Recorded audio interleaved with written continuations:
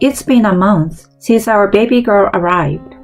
At a family gathering, out of the blue, my husband stood up and said something crazy. Hey everyone, I've got some news. Sadly, we are getting a divorce. Our parents and his sister were totally blindsided. And so was I. Hold on, what's this about? I burst out, clutching our baby, my voice shaking. He pointed right at me and said, She's the reason. She's been seeing someone else behind my back. This came out of nowhere. His folks shot me a look of disbelief. Jumping to my defense, I shot back, I've never cheated on you. With this smirky expression, my husband took out an envelope. I had my suspicions, so I got a DNA test for a baby. The results are right here. This baby isn't mine.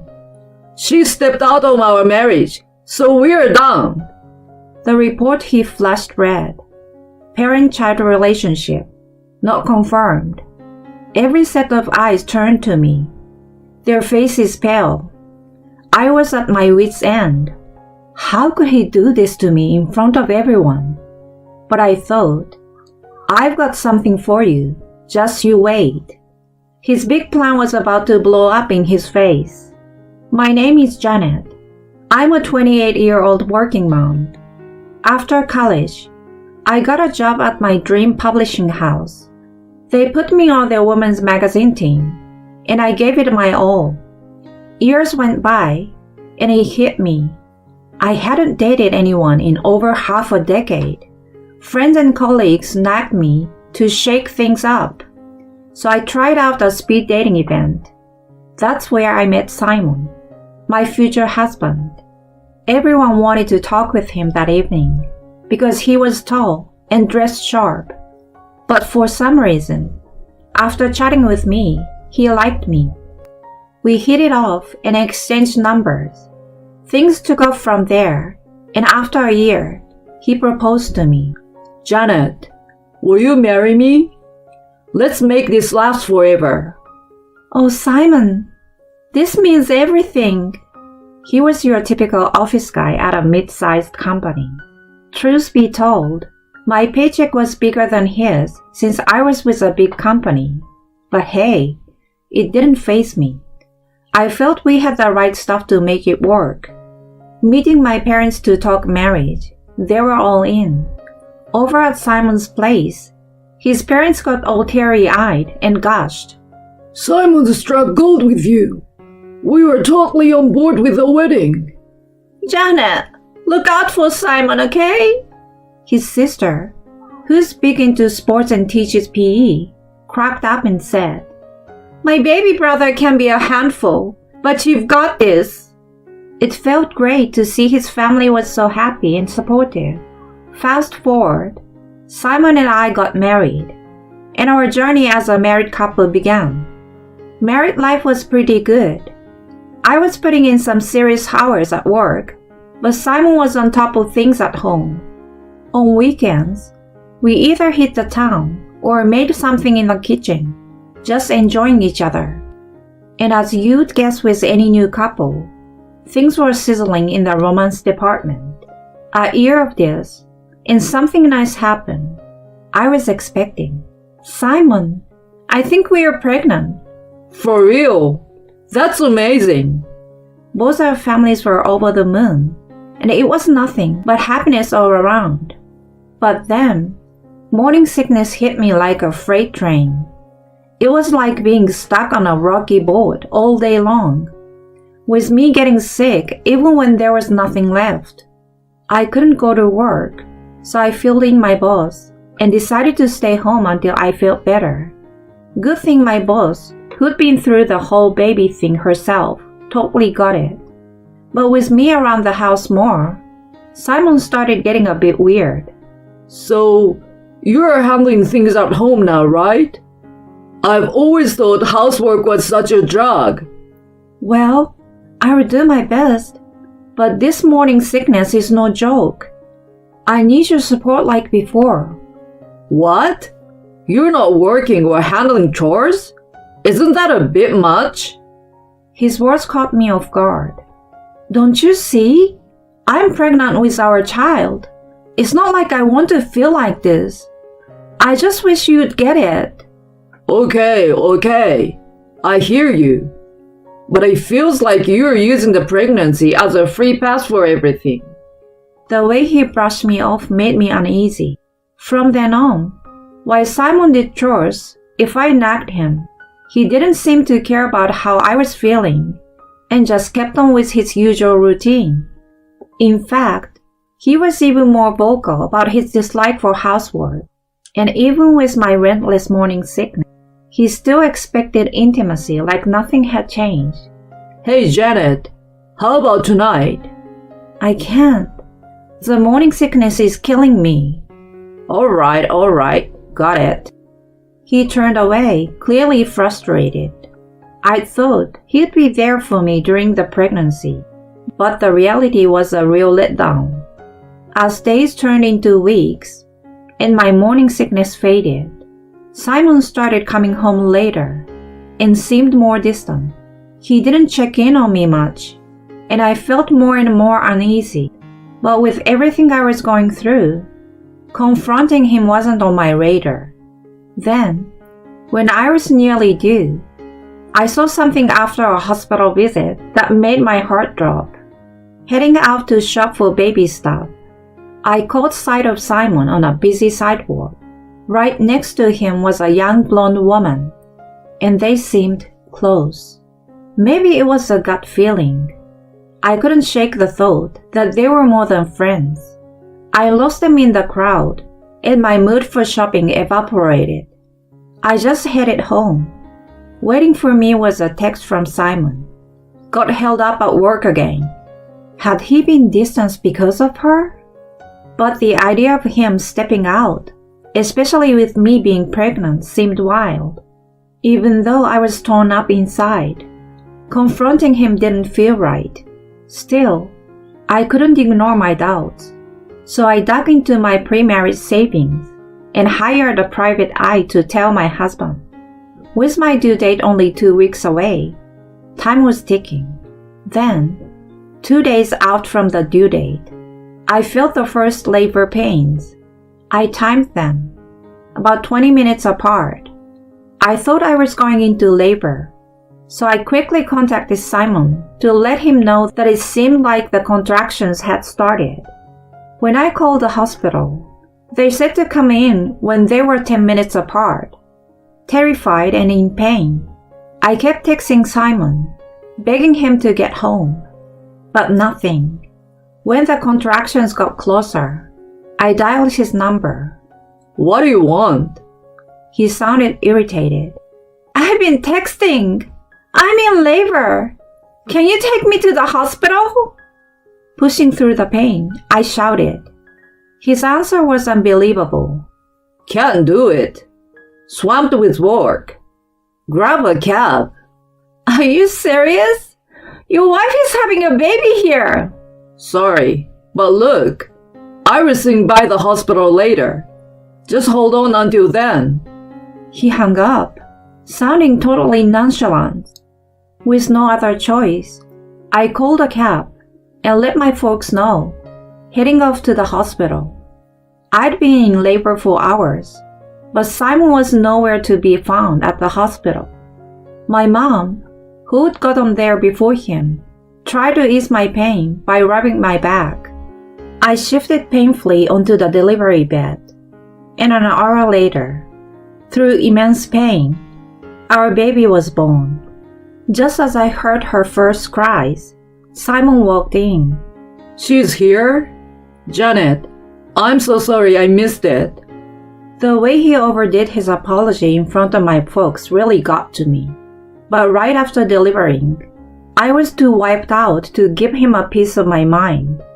I watched, still feeling weak, as he acted all fatherly, holding our little girl. A couple of days later, Simon's family dropped by. Janet, you did amazing. How are you holding up? His mom asked, showing genuine concern, while his sister gifted us something for the baby. His dad looked pretty proud, saying, "Whoa, doesn't she look like Simon as a baby?" Simon, though, looked conflicted. We named our baby girl Tina. After I was discharged, Simon drove us home, and I was met with a messy house. Dirty clothes everywhere, and a sink full of dishes. "Simon, why didn't you clean up?" I bursted out, but all he did was shrug. "Figured you'd handle it when you got back." "I just had a baby, and I'm still healing, and I have to take care of her." He just looked annoyed and said, "Whatever, I'm out of here." "On a Sunday? Where to?" "Work. I won't be back till late." He took off, leaving me stunned with Tina in my arms. His routine stayed the same. He would come home only to crash, never helping with Tina. I was on my own for everything: feeding, bathing, bedtime. A few days into this routine, I got a call from a detective with some info to share. Since I couldn't really get around, I asked her to come over. The evidence she showed me was shocking. How could he pull something like this during my pregnancy? That evening, I did something to the unsuspecting sleeping Simon. Luckily, he didn't notice a thing. A month after Tina's arrival, we threw a little get-together. We got food and spruced up the living room a bit. Both our parents came over, totally taken by Tina. As we took some photos, our folks showered her with affection. Simon's sister showed up a bit late. Just as we were about to eat, Simon stood up. "Hey everyone, I've got some news. Sadly, we're getting a divorce." Everyone, including his sister, was dumbfounded. So was I. "Hold on, what's this about?" I managed to ask, clutching Tina. Simon pointed right at me. "She's the reason. She has been seeing someone else behind my back." My parents shot me a shocked look as he said this. I shot back immediately. "I've never cheated on you." Grinning, he pulled out an envelope. "I had my doubts, so I got a DNA test. This kid? She's not mine. She cheated, so we are splitting up." The report he waved around read, "Parent-child relationship denied." Everyone's eyes were on me, disbelief all around. That was it. Enough was enough. He wanted to play this game in front of our families? Come on. "Janet, is Tina really not Simon's?" His dad asked, clearly upset. "Come on, Janet, be straight with us." My parents started, but I quickly pulled out a paper. "Please, everyone, look here. This is a real DNA result for Simon and Tina." And there it was in black and white, a 99.9999% parent-child match. Everyone in the room was stunned by what had just been revealed. Simon, clearly freaking out, exclaimed, "What the heck is that? I never provided any sample. It's gotta be fake." "I swabbed your mouse while you were sleeping. The result clearly matched you. But hey, if you're doubting it, let's do another test right here, right now." Simon, after being lost for words, spat out, "Why even get a DNA test? You thought so too, right? That Tina was from another man." "Just listen for a sec," I said, hitting the play button on my voice recorder. What played next was a conversation between Simon and some other woman. "Nellie, once the divorce is final, you and me, we're gonna be together." "Really, Simon? Even with your wife having a baby and all? Is that cool?" came her reply. "I've got a plan. I'm going to make it look like she's the one who cheated. I will pay some random guy for a DNA sample. Once I have the result, I will divorce her and get some cash." "Genius, Simon! We'll need that money to start fresh. The silence followed the playback. I can't even. His dad began, visibly shaken, while his mom looked one pale. I spread out some photos for everyone to see. Shot of Simon and Nellie going into a hotel. As you can see, he's been sneaking around with a coworker, even while I was pregnant. I had a PI collect all of this. I let out. You knew? Simon cried out. I fixed him with a glare. Of course I knew. The only cheater here is you, jerk. And just when he looked totally lost, my sister-in-law, the athletic type, jumped up and punched him in the face. Seriously, sis? Guess you forgot about my black belt, huh? What the heck were you thinking?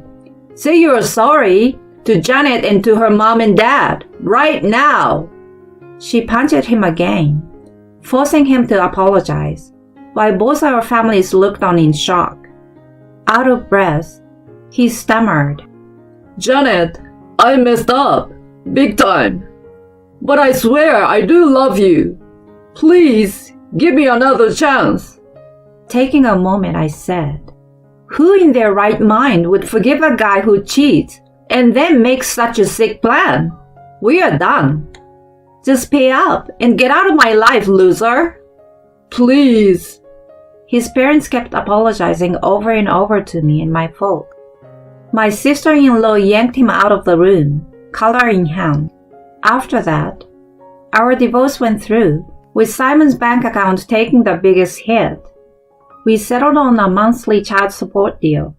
I made sure to send evidence of Simon's affair to his and Nellie's employers. Word got around their company fast, which led to her quitting, and Simon getting demoted.